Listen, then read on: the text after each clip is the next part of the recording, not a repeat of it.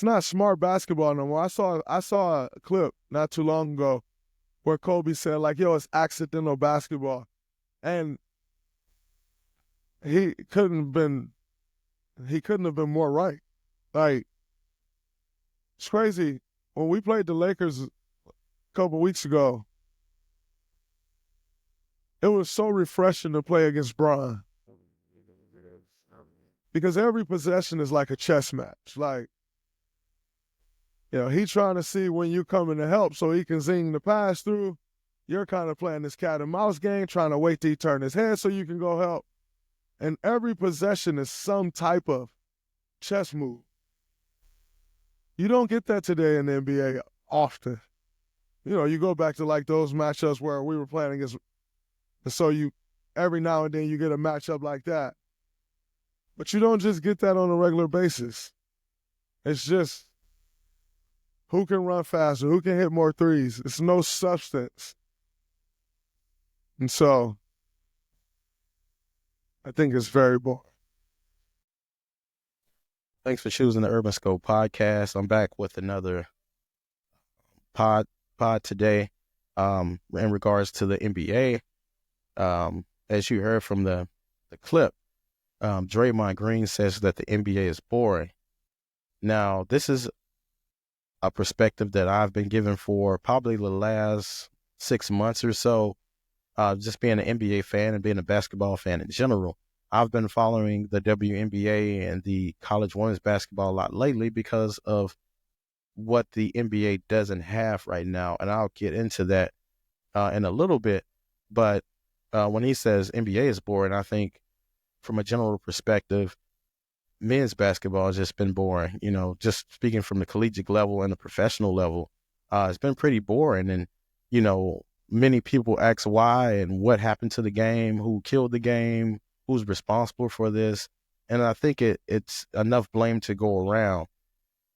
But, from my perspective of being a fan over, 20 plus years and, just watching the game, I think that, it comes down to simplicity. So it's storylines, I think, is one of the reasons why the game has become boring for men's basketball, whether it be collegiate or professional. When you think about the ascension of women's basketball from the collegiate level and pro levels, what did they have? They had storylines. You had Kaylin Clark, and then you had Angel Reese going back and forth. You had LSU, Iowa going back and forth. Two entities in the arena who moved the needle, who brought players to that prospective sport when most people were turning a blind eye to it, even though they had all this talent and all this professionalism. Most people didn't want to watch it because for whatever their reasons are, it's not a lot of dunking. There's not a lot of athleticism, which is not true in my belief. So, the NBA has lacked storylines. There's just been players crying about what team they don't want to go to or what team they don't want to be on and leaving another team. Then you have not a lot of parity. When you have these dominant teams. Well, you don't have dominant teams like you used to. Even going back to maybe 5 years ago when the Warriors had Kevin Durant and Steph Curry and Klay Thompson and Draymond Green himself. You don't have dominance anymore, so you pretty much don't know who's going to win what. And the NBA's formula for the longest has been who's going to win. We know who's going to win. Can somebody take them down? So that was the interesting storyline they created between the Warriors and Cavaliers when you had LeBron James going against basically 4 players. And you're trying to see if LeBron James can overcome that, which he did in 2016. But you don't have that storyline anymore. You have, the Celtics who won last year, who doesn't have a lot of personality on that team. You did when you had Marcus Smart on the lesser end, but now you don't have superstars that are out there and outgoing. Jaylen Brown and Jason Tatum have a lot of talent, but they don't have a lot of personality. They're not in the media like that. Jaylen Brown is very openly, open about his social activist activities, and a lot of people don't like that. The other people don't like that. Jason Tatum, he's pretty quiet. He's a family man. He has a son around a lot. He's pretty, considered boring. They don't have the celebrities like that. Steph Curry had some of those same elements, but at the same time, he was shooting these three pointers that were pleasing to the eye. You had Klay Thompson who could do the same, and you had Kevin Durant who was just an overall celebrity and superstar that everyone wanted to see. You had this Goliath. You basically had the Avengers against Thanos when you had the Warriors against the Cavs. You don't have that anymore. So they need that storyline and drama for the NBA to be appeasing. The NFL had that because everyone wanted to see the Chiefs go down and people were tired of the Chiefs winning. There was this whole narrative about, is the NFL scripted? So you had that going around, and people just love football in general because women, I think, like football more than they like basketball. And there's more fans to go around in the NFL, and there's more fanfare for the city. And basketball is more about the player that opposed to the team, unless you're on the Lakers or Celtics. But even with the Lakers, I remember when Kobe retired, I just didn't become a Lakers fan anymore because that was my favorite player. I didn't have anywhere else to go. I started liking the Warriors, but I wasn't fans of them. I'm still a Lakers fan to this day, but losing Kobe was everything for the sport. Similar to when Jordan left the Bulls, it had that same effect. So players, fans are more driven to a player instead of a team in that respect. And then you don't have the rivalries like we talked about, the Warriors and Cavs, but you also don't have the Bird, the Magics, the Jordan, the Pistons, and those dynamics anymore. So that hurts the sport. And then where are your personalities, the strong personalities, like we talked about opposite of the Celtics? What happened to the Dennis Rodmans and the Charles Barkleys and to a lesser degree, the Pat Beverleys, those people that are considered, these villains? They don't have villains per se anymore. I guess you can count Draymond Green as one, but, that's, like I said, to a lesser degree of the Pat Beverley level. They don't have the Charles Barkleys or the, Dennis Rodmans anymore, these outgoing personalities that kind of push the league forward to have people hate the sport or hate that player so they can bring in more fans. Not saying that it has to be done, but it was needed for the sport back then. And also, you don't have the athleticism like you have, and that's my knock I have against people who don't like women's basketball, is because the athleticism isn't the same in college and the NBA as well either. When you think about the top-rated college basketball player right now, Cooper Flagg for the Duke Blue Devils, he's not this athletic guy. He can shoot threes, shoot jumpers, and can score, but he's not jumping out of the gym like a Zion or Vince Carter or Jason Richardson or Dominique Wilkins or that to that degree. And in the NBA, you don't have that athleticism as well either.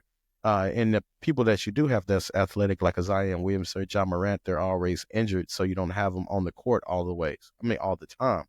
So that happened to the sport as well.